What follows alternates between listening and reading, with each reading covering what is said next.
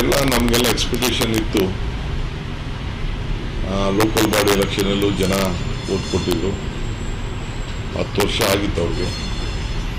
So ಬದಲಾವಣೆ ಬೇಕು ಅಂತಿತ್ತು. ನಾವೆಲ್ಲ ಕ್ಯಾಂಪೇನ್ ಹೋದಾಗ ಕೂಡ ನಮಗೆ ಜನ ಭಾಳ ವಿಶ್ವಾಸ ವ್ಯಕ್ತಪಡಿಸಿದ್ರು. ಸೊ ಇವತ್ತು ದೊಡ್ಡ ಬೆಂಬಲ ಸಿಕ್ಕಿದೆ. ಬಟ್ ನಮಗೆಲ್ಲ ಆಶ್ಚರ್ಯ ಏನಪ್ಪ ಅಂತಂದರೆ ತಮಿಳುನಾಡು ಒಂದು ಹೊಸ ಯುಗ ಪ್ರಾರಂಭ ಆಗಿದೆ. ಸೊ ನಾವು ರೀಡ್ ಮಾಡೋಕ್ಕಾಗಲಿಲ್ಲ.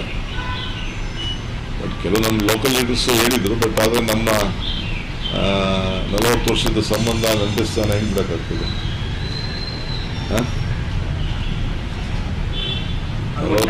ರಾಹುಲ್ ಗಾಂಧಿ ಅವ್ರು ಕಾಣಿಸ್ಕೊಳ್ಳಿಲ್ಲ ಅನ್ನೋಂಥದ್ದು ಕೂಡ ಕಾರಣ ಏನಾಗ್ತಾ ಸ್ಟಾಲಿನ್ ಅವ್ರ ಜೊತೆ ಒಟ್ಟಾಗಿ ಅಲ್ಲಿ ವೇದಿಕೆಗಳನ್ನ ಹಂಚ್ಕೊಂಡಿಲ್ಲ ಅನ್ನೋಂಥದ್ದು ಎಲ್ಲ ನಾನು ಮಾತಾಡೋಕ್ಕಾಗಲ್ಲ.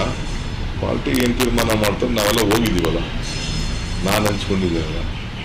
ಒಂದು 30-40% ಓಟು ಮುಟ್ತದೆ ಅಂದ್ಕೊಂಡಿದ್ದೆ ನಾವು. ಬಟ್ ಇಷ್ಟು ಮೇಜರ್ ಶಿಫ್ಟ್ ಆಗ್ತದೆ ಅಂತ ನಾವು ಎಕ್ಸ್ಪೆಕ್ಟ್ ಮಾಡ್ತೀವಿ. Political reading was wrong. ನಾನು ಈ ನಮ್ಮ ಬಾರ್ಡ್ಗಳೆಲ್ಲ ಹೋಗಿದ್ನಲ್ಲ, ಅಲ್ಲೆಲ್ಲ ಅದನ್ನೆಲ್ಲ ಗಮನಿಸಿದ್ದೆ. ಉಸ್ತುವಾರಿ ಇಲ್ಲ ರೀ, ಅಬ್ಸರ್ವರ್ ಆಗಿದೆ ಅಷ್ಟೇ. ನಾನೇನು ಉಸ್ತುವಾರಿ ಏನಿರಲಿಲ್ಲ. ಹೋಗಿ ನಮ್ಮ ಡ್ಯೂಟಿ ಪಾರ್ಟಿ ಏನು ಕೆಲಸ ಇರ್ತದೆ ಮಾಡಬೇಕಲ್ಲ. ನಾವು ಇನ್ನೂ ಸ್ವಲ್ಪ ಜಾಸ್ತಿ ಸೀಟ್ನ ನಿರೀಕ್ಷೆ ಮಾಡಿದ್ದು. ಒಂದು 50ವರೆಗೂ ನಾವು ಬರ್ತೀವಿ ಅಂತ ನಮ್ಮದು ನಿರೀಕ್ಷೆ ಇತ್ತು. ನಮ್ಮ ಲೋಕಲ್ ಅವರು 50 ಬಿಡ್ತೀವಿ ಅಂತ ಹೇಳಿದ್ರು.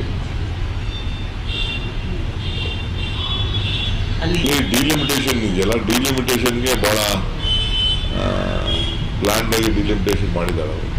ಎಲ್ಲ ಮೈನಾರಿಟೀಸ್ ಒಂದು ಕಡೆ ಶಿಫ್ಟ್ ಮಾಡಿ ಅವ್ರದ್ದೇ ಅಂತ ಸ್ಟ್ರಾಟಜಿ ಮಾಡಿದ್ದಾರೆ. ವೆಸ್ಟ್ ಬೆಂಗಾಲ್ ಅಫಿಷಿಯಲ್ ಮಿಷನ್ ಇದೆ ಅಷ್ಟೇ. West Bengal is election mission, official mission ಎಷ್ಟು ದುರುಪಯೋಗ ಮಾಡಬೇಕು ಮಾಡಿದ್ದಾರೆ. ಹೆಚ್ಚಿನ ಮಾಹಿತಿಗಾಗಿ ಫಾಲೋ ಮಾಡಿ ಬ್ರಿಗೇಡ್ ನ್ಯೂಸ್ ಕನ್ನಡ.